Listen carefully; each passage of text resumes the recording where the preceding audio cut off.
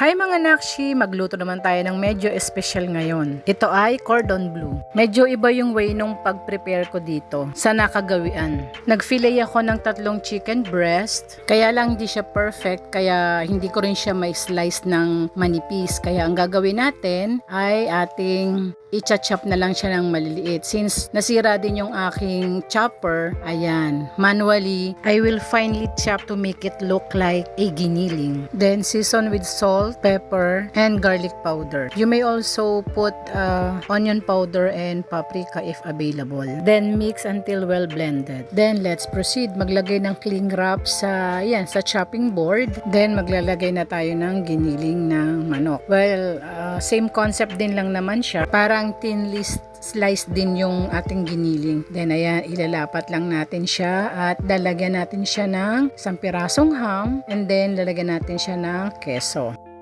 Then i-roll na natin siya.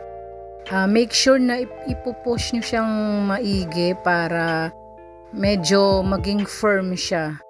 Parang dapat tight, pati yung mga edges niya yan, dapat tight yung pagkakasarado nyo sa kanila. Then, do the same procedure dun sa mga susunod. Okay lang kahit na hindi yan magpantay-pantay, dahil hindi naman natin siya make sure na pare-parehas yung sizes niya. Basta lang, as you go along, masasanay ka din na magbalot niya, tapos magiging firm na din siya. At ayan, nakagawa ako ng 8 pieces. Nakita nyo naman, hindi pare-parehas ang shapes. Then ilagay muna natin yan sa ref ng mga 2 to 3 hours or until maging firm na siya. Then while waiting, gagawa tayo ng dip. Yan, may calamansi juice tayo, tapos bawang. Then lalagyan natin ng mayonnaise at banana ketchup, tamis anghang. Depende kung meron kayong tomato ketchup, okay na rin yan. Tapos lagyan natin ng salt and pepper.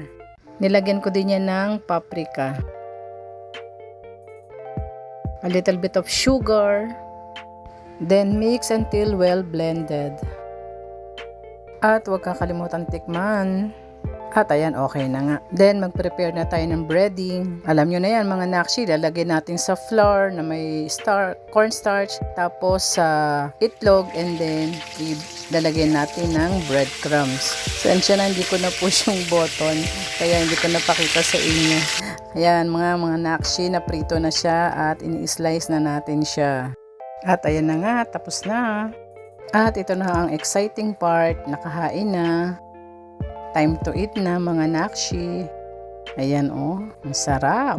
Gaganahan na naman akong kumain ito. Yummy. Partneran natin siya ng turmeric rice.